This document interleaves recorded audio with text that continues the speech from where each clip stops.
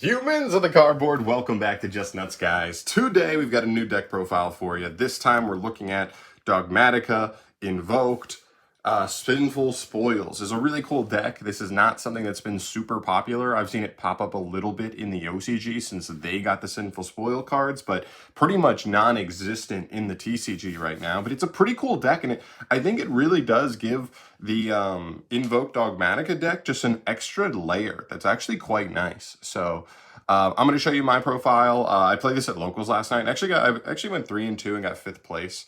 I lost to like literally the guys who got like 1st and 2nd, so I'm not mad about that at all. One of which was like an unwinnable match. The other one was like super close. I'll mention some of that stuff there as we go. But yeah, without further ado, let's just get into it. I mean, listen, it's just like a couple of new toys for Invoked-Dogmatika, and we'll see as we go. So starting off here, of course, for our monster lineup, triple Alistair. You got to play him. He's good. I had a lot of people yesterday go, huh? When my first card I activated was Alistair. They were like, this again? And I was like, yeah, this deck's cool. By the way, I actually think this deck is actually a pretty good rogue deck. I don't think it's quite as high as tier 2 after experiencing last night, but I think like higher level rogue that you should definitely respect to a degree is about where it lands. But yep, Alistair, classic, no problems there. Moving on, triple copies of Dogmatika, Ecclesia, the Virtuous. Sometimes I consider cutting her down to 2 because like you have 3 Nadir, and like opening her plus Nadir plus another Dogmatika card does not feel great all the time. But she's still good in and of herself, so I can't knock her. Honestly, she was pretty good yesterday. And we want consistency. We definitely don't want to just not have anything. For her two monster pairs, I do play Maximus and I do play Fleur-de-Lis. You got to play Fleur-de-Lis. She's too good. This card actually came up clutch like multiple times yesterday. Being able to like summon Ecclesia on the opponent's turn when I didn't even have access to Fleur-de-Lis to then search her and then be able to have like one final interruption was actually huge. And then Maximus. This card is just powerful. And to be honest, I found that when I was only playing Fleur-de-Lis plus Punishment, it just felt like the Dogmatika engine lacked punch. It lacked power. And this is like the power you can get from that.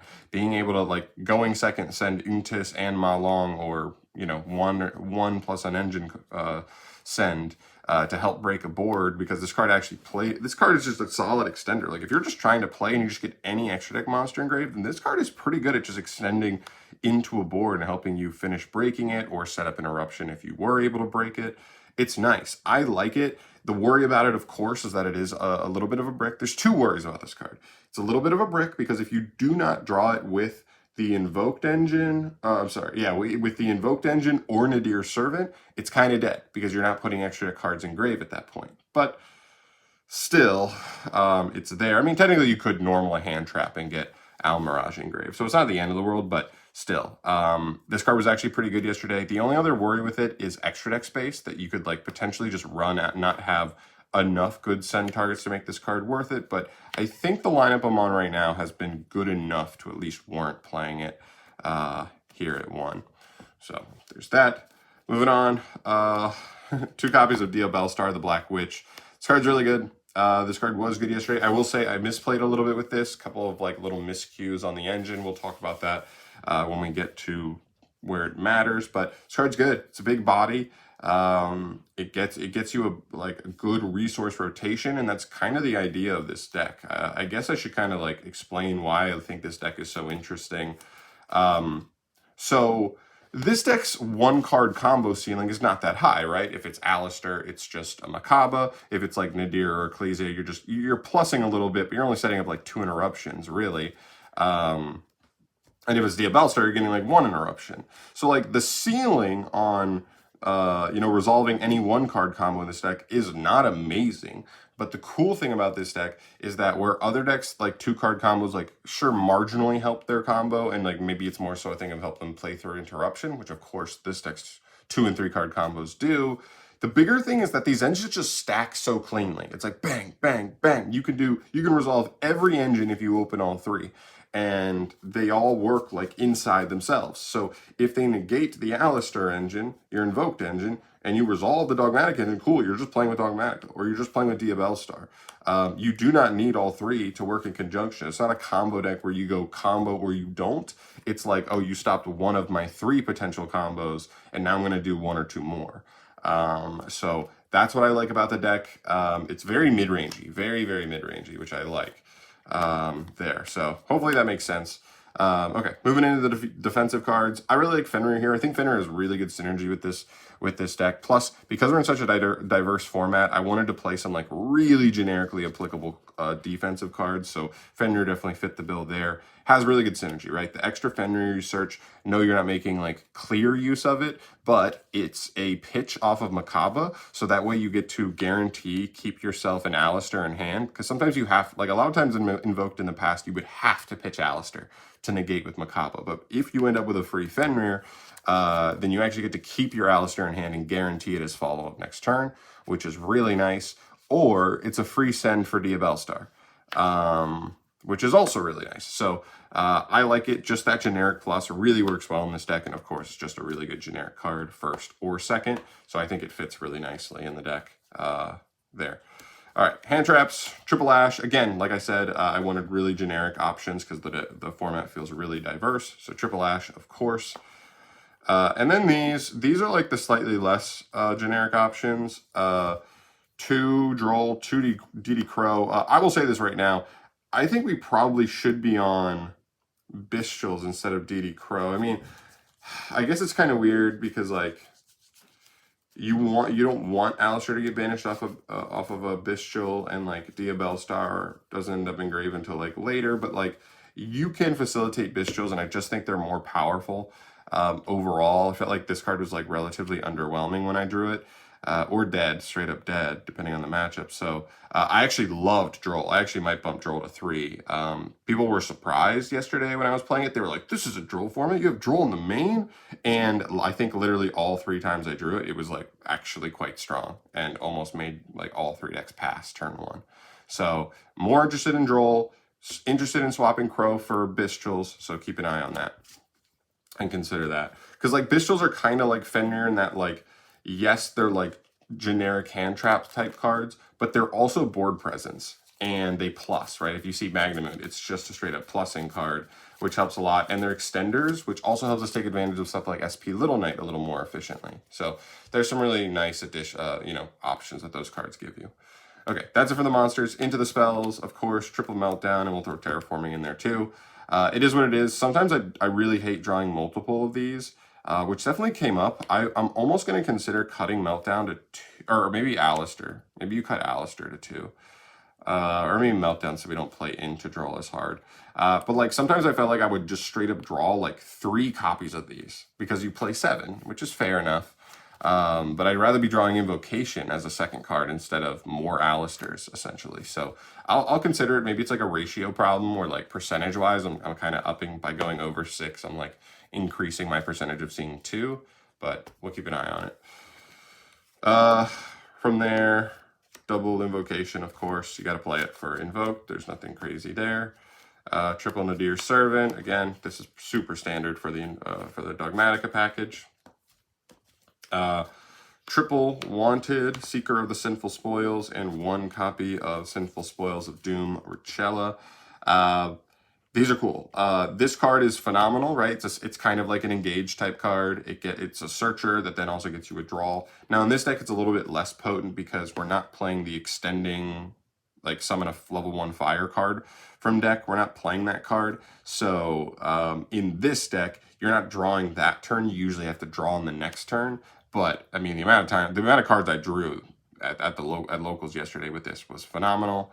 I will say I played this because it's kind of cool because not only is this made live by having Diabellstar on field, it's also made live by having either Maximus or Fleur-de-Lis on field as well. So if you hard drew this, the Dogmatika engine still turned this on, which was kind of cool.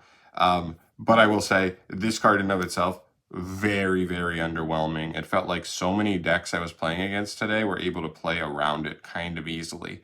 I'm not sure if that's a problem with this card and maybe I should just play the trap instead, or maybe we play the level 1 fire summoner and play like a Jet Synchron to try to facilitate some synchro lines.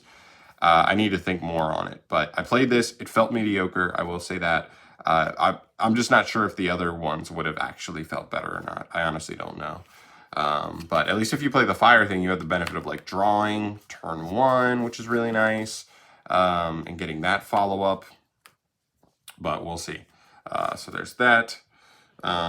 There into the final spells. I played 1 thrust, 1 tactics, and 1 called. I did play more thrust in the side, but in the main, I just like 1 and 1. I don't want to commit too hard to them, because if we're not in hand trap format, then these cards like are dead going first in a lot of situations, which just stinks.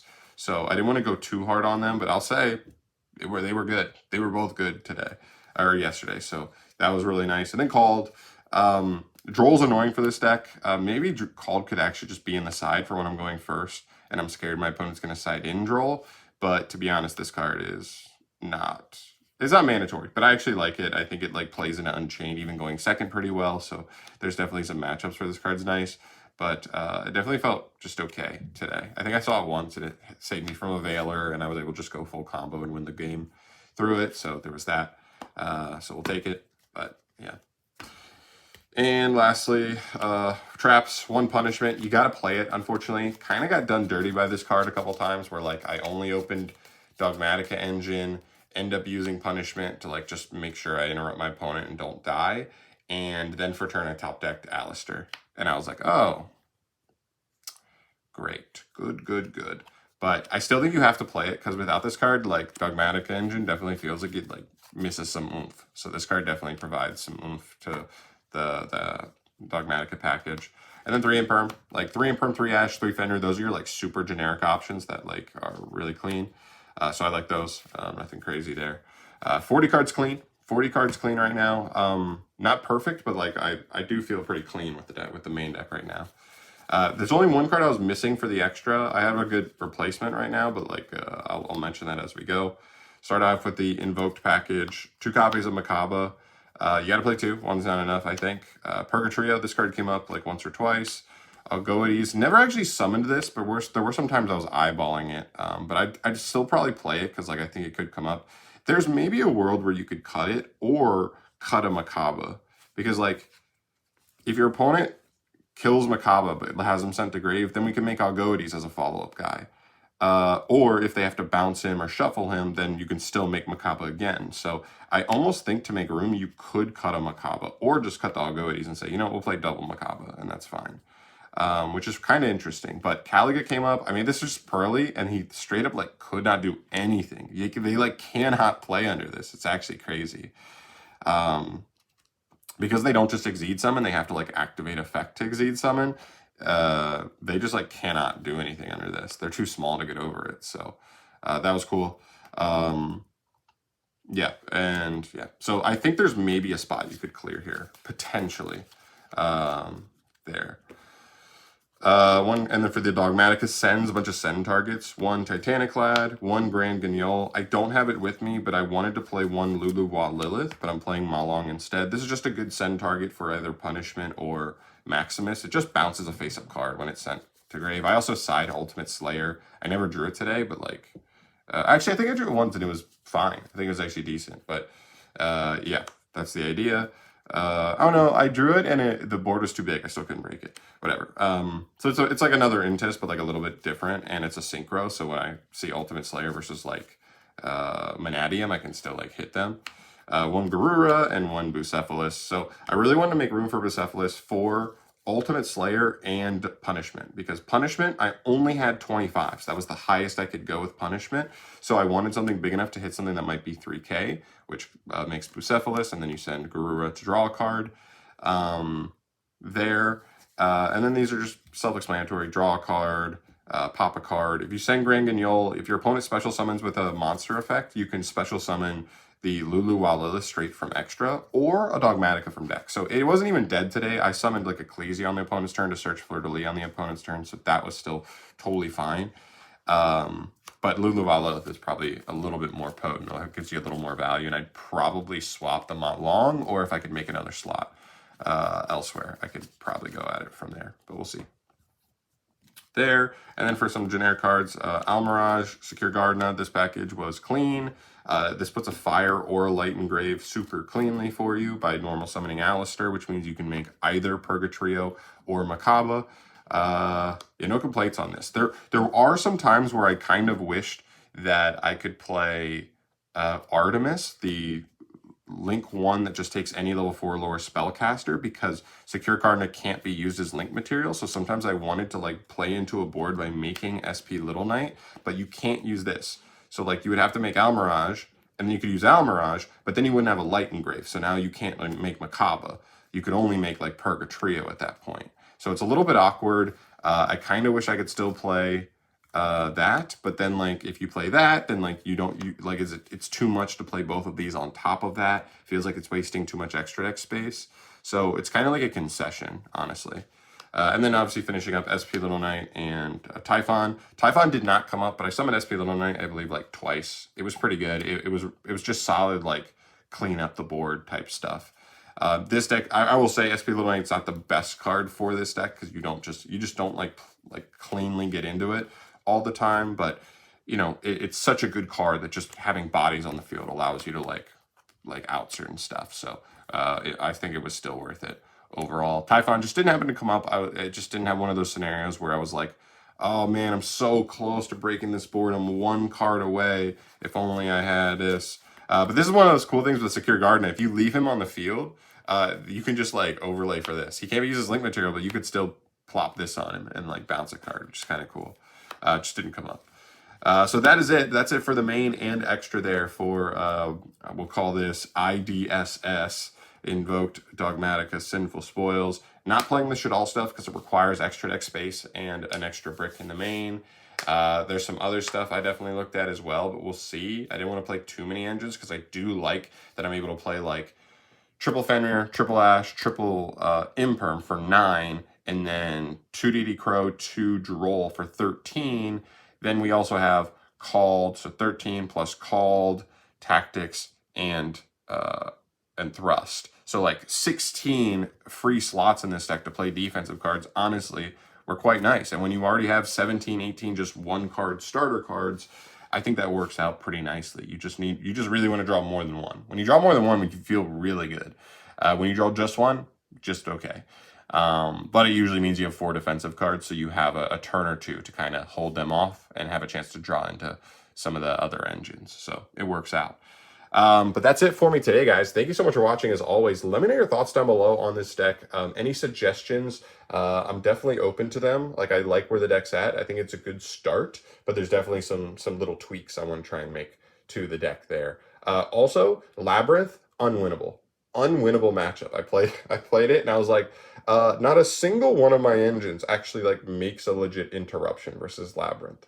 So that's definitely something that maybe needs addressing. Maybe you just go super hard in the side and just pray that the side can carry you games 2 and 3 versus that deck. But man, it's brutal. That deck is so scary for this deck. But yeah, it is what it is. Thank you so much for watching as always. Let me know your thoughts down below here. I will see you next time with another deck profile. I have another sneaky, slithery one coming up soon. And I'm really excited about that. So stay tuned. I'll see you in the next one. Peace.